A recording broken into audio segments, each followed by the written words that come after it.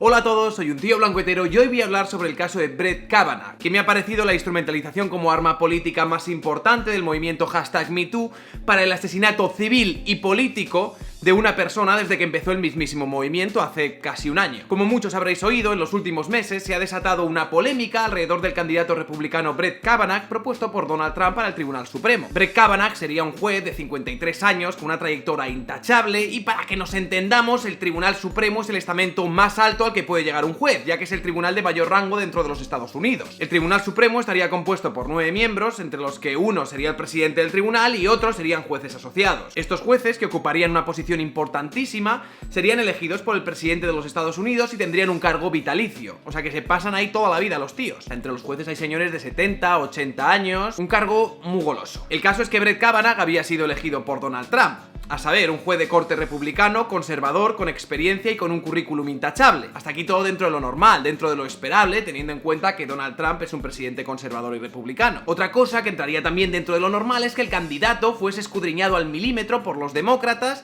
y, de encontrar algo, pues fuese atacado con virulencia como se hace en Estados Unidos. Es algo que también podemos ver en España y que forma parte del juego político, no hay que darle más vueltas, pero lo que ha pasado con Brett Kavanaugh ha sobrepasado todo lo imaginable. Y todo a raíz de unas acusaciones por parte de una psicóloga de nombre Christine Blasey Ford, que acusaba a Kavanaugh de asalto sexual 36 años atrás. O sea, cuando ella tendría 15 años y todavía iría al instituto, al high school, que lo llaman allí. Por supuesto, no hay más pruebas que el testimonio de la mujer en cuestión, y como toda buena víctima contemporánea, pues esta esperó su tiempo antes de acusar a su verdugo. Y mira que últimamente estamos acostumbrados a ver a denunciantes que se esperan pues 5, 10, incluso 15 años con el caso de Harvey Weinstein, pero 36 años.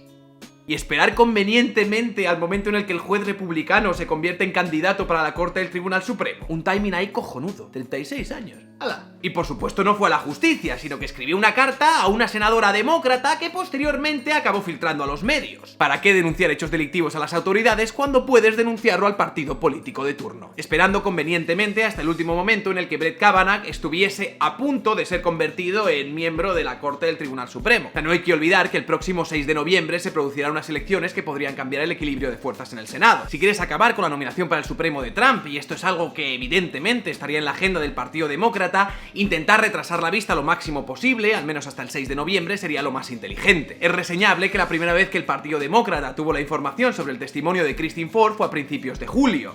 Sin embargo, esta información fue guardada durante 2 meses y fue filtrada a la prensa a principios de septiembre, justo cuando parecía inevitable que el juez Kavanaugh se convirtiese en miembro del Tribunal Supremo. O sea, la maniobra política en este caso en concreto está bastante clara. Y sin más pruebas que con la palabra de Christine Ford, y por alguna extraña razón, que creo que tiene mucho que ver con los tiempos y el contexto social en el que vivimos, este caso desató una tormenta política y social en Washington que, dada la naturaleza del caso, va a ser bastante difícil de olvidar. Pero vamos a empezar un poco por el principio. El relato de los hechos que sucederían a principios de los años 80 sería el siguiente. Ford dijo que un verano a principios de la década de 1980, Kavanaugh y un amigo, ambos bastante ebrios, la llevaron a una habitación durante una fiesta de instituto en una casa en el condado de Montgomery. Mientras su amigo observaba, dijo Ford, Kavanaugh la sujetó contra la cama, subiéndose sobre ella y poniendo su cuerpo sobre el suyo e intentando torpemente quitarle el traje de baño de una pieza y la ropa que llevaba encima. Cuando ella trató de gritar, él puso su mano sobre su boca. Pensé que podría matarme accidentalmente, dijo Ford.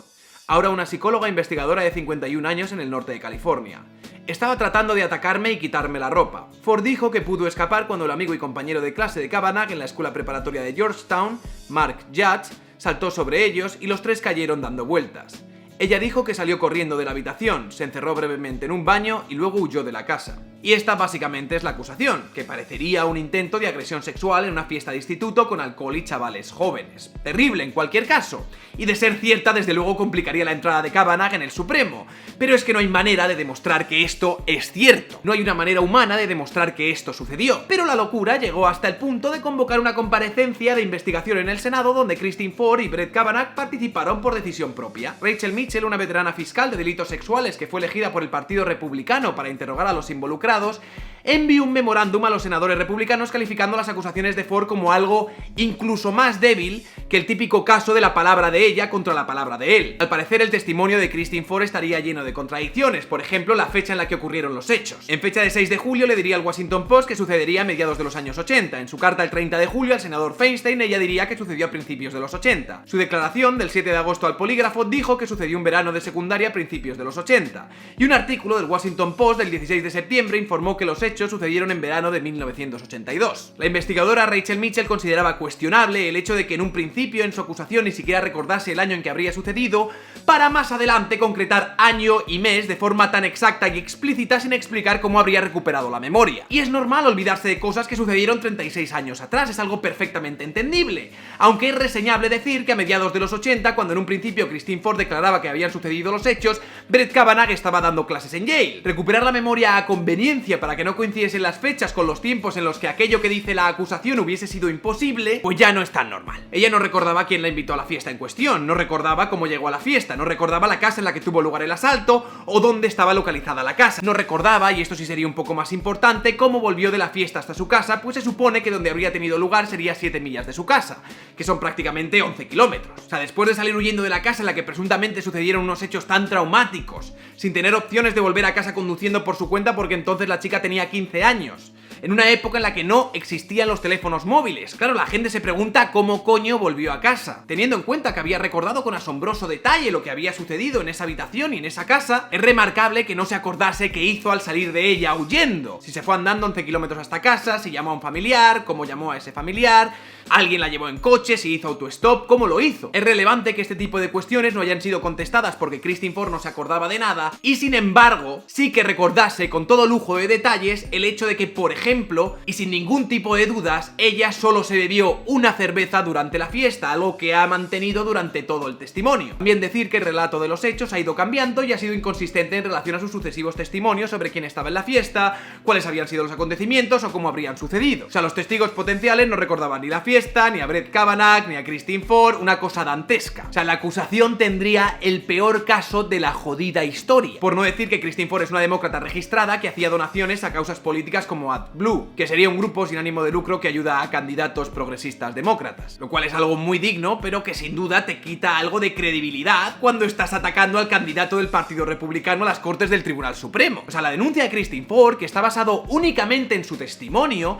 carecería de los 3 elementos clave que validarían la palabra de la denunciante como prueba para destruir la presunción de inocencia del acusado. 1. La verosimilitud del testimonio estaría llena de lagunas, fallan los testigos, el lugar, las fechas. 2. El relato de la acusación estaría lleno de vaguedades, partes incompletas y no resulta del todo lógico. O sea, la persistencia en la incriminación y el testimonio sin contradicciones como otro factor clave tampoco se cumpliría en este caso. Y 3. La credibilidad de la denunciante queda un poco en entredicho al ser una demócrata registrada e ir contra un candidato republicano, en un momento en América además especialmente sensible en el ámbito político en el que la sociedad nunca habría estado tan polarizada, por no mencionar los cuantiosos réditos económicos que ha recibido la denunciante durante todo el proceso. O sea, más allá de todo el hate que haya podido recibir esta señora, que puede haber sido muchísimo, montó un GoFundMe en el que ha llegado a recaudar más de $600,000.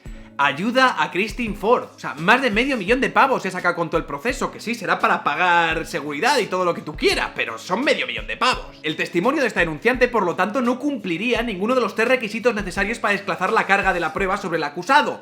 En ningún caso. O sea, un testigo fiable debería reunir los 3 puntos.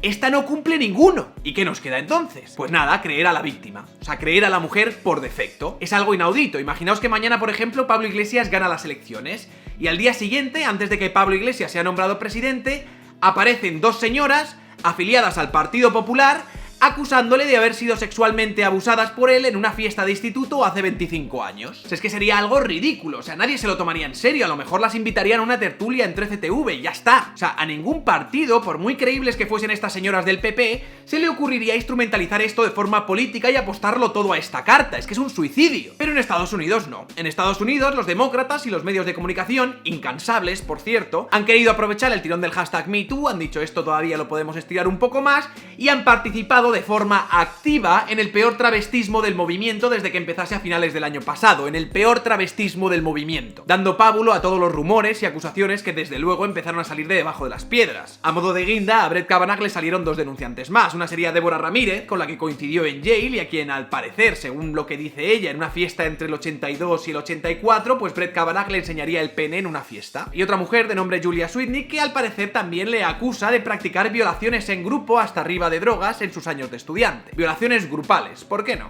Y si cuela, cuela. Por supuesto, ninguna de las dos ha aportado ningún tipo de pruebas, ni falta que hace. Aquello era una caza de brujas sobre el candidato republicano en donde se buscaba el exterminio profesional y civil del señor en cuestión, o sea, sin ningún tipo de miramientos además. Y todo alrededor y montado de unos supuestos eventos sucedidos hace casi 40 años, sin más pruebas que la acusación de parte, copando el caso toda la puta agenda informativa de los Estados Unidos durante los últimos meses. O sea, algo dantesco e inverosímil, o sea, no hay palabras en el diccionario para describir el atropello que es esto sobre cualquier Estado de Derecho. El hecho de que se intente pasar esto como una acusación seria al Senado como prueba suficiente para destruir a un señor, empujado por supuesto por la agenda de unos medios de comunicación que ya no es de extrañar que hayan perdido toda credibilidad. Desde The Guardian, por ejemplo, escribían: violadores no tienen lugar en el Supremo. La denunciante de Kavanaugh debe ser escuchada. Un titular nada tendencioso, ¿no?, de una noticia que luego decía de la siguiente manera: la historia de Ford, de ser cierta, lo haría totalmente incapaz de servir.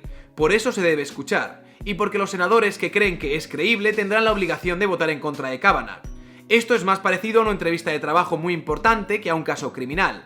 El testimonio de Ford no tiene por qué demostrar que Kavanaugh es culpable más allá de una duda razonable.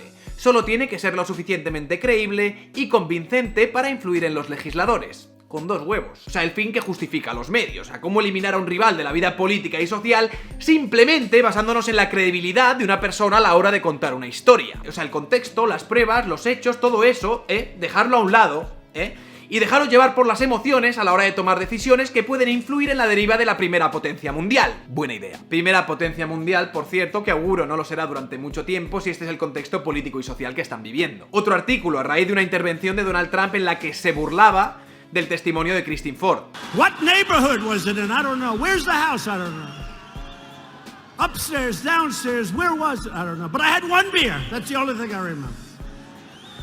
Ensler escribía el siguiente artículo en la revista Time. Queridas mujeres blancas que apoyan a Brett Kavanaugh. Anoche, cuando vi a Donald Trump burlándose de la doctora Christine Blasey Ford, no pude evitar concentrarme en las mujeres que están detrás de él y que gritaban y reían. Sentí como si estuviera cayendo en una pesadilla familiar. Cuando era niña, mi padre abusó sexualmente de mí y me golpeó.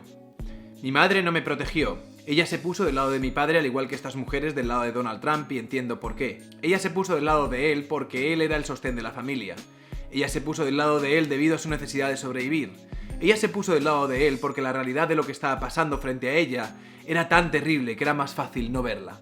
Esta apología lacrimógena de las emociones a la hora de crear un discurso de buenos y malos en las que el enemigo político o el enemigo a batir en cuestión es el político conservador de turno, en la que se hace una equivalencia entre el presidente de los Estados Unidos o el candidato republicano al Supremo con un abusador sexual de niños, poniéndoles en el mismo lugar, plantando además la semilla identitaria de pertenencia a un grupo, el grupo de las mujeres, que debería funcionar como una suerte de mente colmena y cuyo pensamiento político disidente se considera pura alienación hacia el enemigo, unos enemigos políticos dibujados sin ningún tipo de titubeos como agresores sexuales. Esto es la peor instrumentalización política del movimiento #MeToo y algo que mucha gente temía, entre ellos yo. Un supuesto movimiento popular contra los abusos sexuales usado como arma para señalar, atacar y destruir enemigos políticos de la forma más cínica y torticera posible. Se llevaron a ver incluso a activistas de grupos feministas gritando en ascensores a senadores que habían dicho que iban a votar a Kavanaugh para el Supremo, gritándoles y contándoles su historial de abusos sexuales como si esto fuese algo relevante para el caso en cuestión.